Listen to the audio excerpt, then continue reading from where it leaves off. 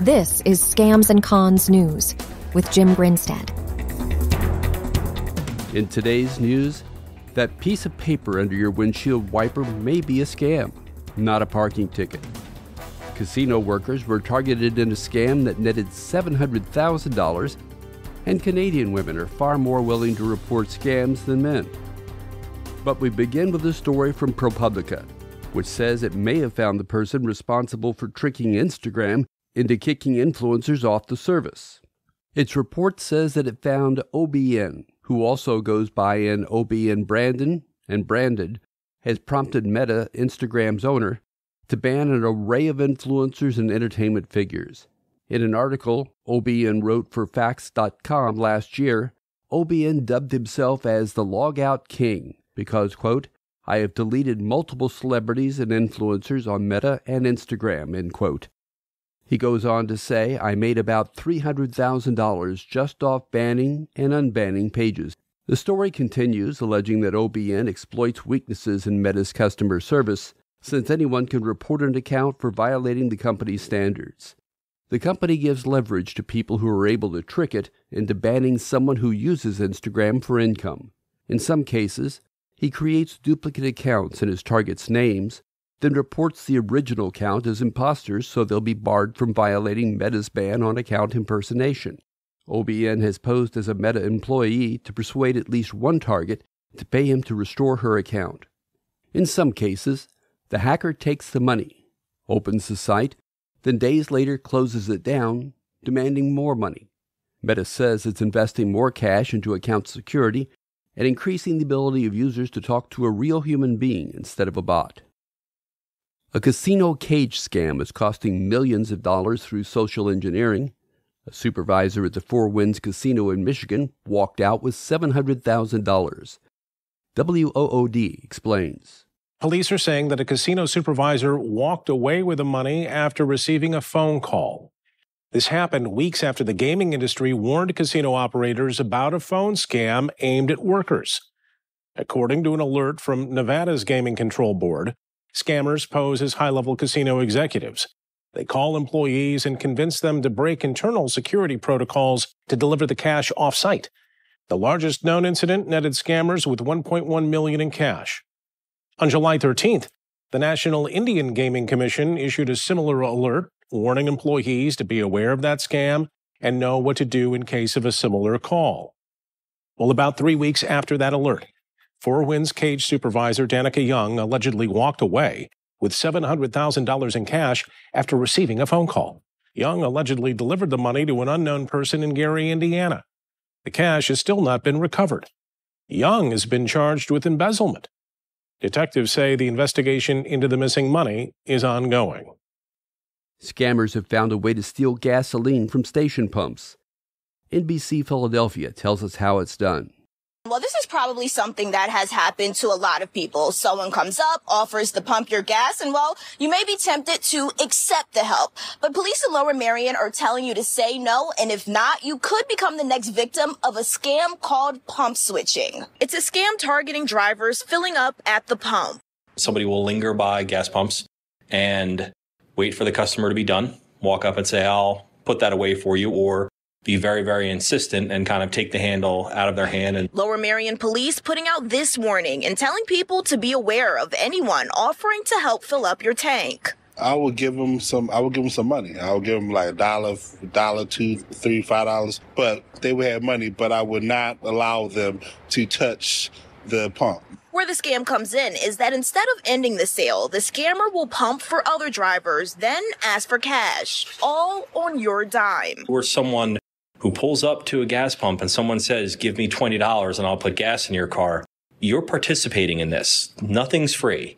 Police say these scammers, who usually are young, also can be aggressive and don't take no for an answer when they ask you for help. Sometimes they even just physically take control from you. Well, if someone was to do that to me and I caught them, it would be very bad. It would be immediate reaction because you don't take from people. To try to avoid becoming the next victim, police say you should always end your transaction, hang up your own nozzle, and get a receipt.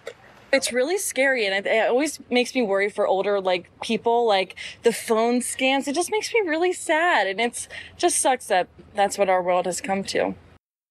This is Scams and Cons News. A Better Business Bureau report says that Canadian women are more than twice as likely to report a scam than men. That's 63.5% to 36.5%. The women were reporting sweepstakes and lottery scams, phishing scams, employment scams, online purchase scams, and advance fee scams.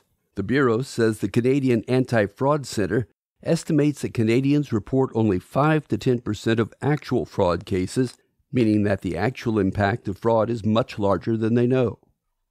If you live in Georgia, hang on to your money. A new Forbes report says Georgia is the state where financial scams are the most prevalent, with 437 fraud reports for every 100,000 residents during the first quarter of 2023. South Dakota is the least affected by financial scams, with 132 fraud reports per 100,000 citizens. The state with the greatest number of financial scams is California, not surprising considering its size, followed by Florida, New Jersey, and Texas before landing again in Georgia.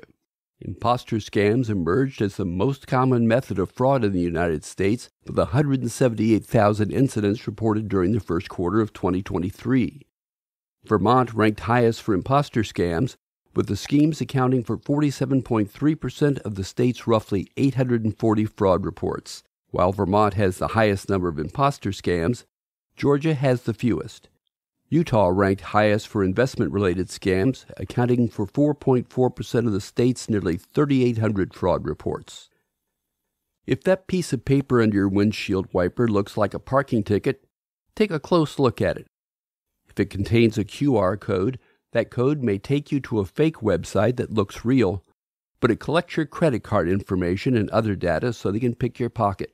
If you have concerns about whether the ticket is real, call the police department's non-emergency number and ask for help. They can direct you to someone who can verify whether it's real or not. And credit a South Dakota furniture store for blocking a scam targeted at a woman with dementia. Here's KTIV-TV to explain. Yeah, they went deep enough to find out that the woman had dementia, that she lived in Yankton, and because she didn't have a car, the scammers needed to actually call a taxi to take her to the bank and other stores. And the primary scammer, who called himself David, even paid her phone bill one time because he knew he needed to keep her phone on to keep the scam going. To the scammer, it was likely a return on investment. That you would get it. Barbara Stoliger raced from her home in Norfolk, Nebraska to Yankton, South Dakota. She'd just gotten word her estranged sister, Sharon Biscardi, had been involved in a scam. But Stoliger had no idea just how much money her sister had lost. I would guess easily $10,000, but I don't know how long this has been going on. The scam was stopped by an unlikely hero. Another Dave, but this one a furniture salesman in Yankton. The weeds in the yard were overgrown, and it looked like a rundown house from the outside. David Stebrel says he got a seemingly normal call from the scammer. And when he entered the home, things also seemed normal at first. Walk through numbers with her, she would always say, well, let me call David.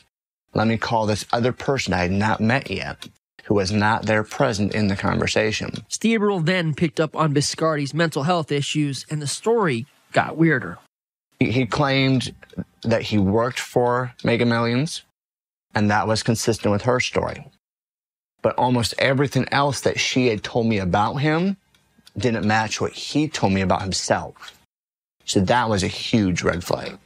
Now, Stebrel could have easily walked into the home, got quotes for all the different furniture, including this exact table, and sold it. That is his job after all. But he didn't do that.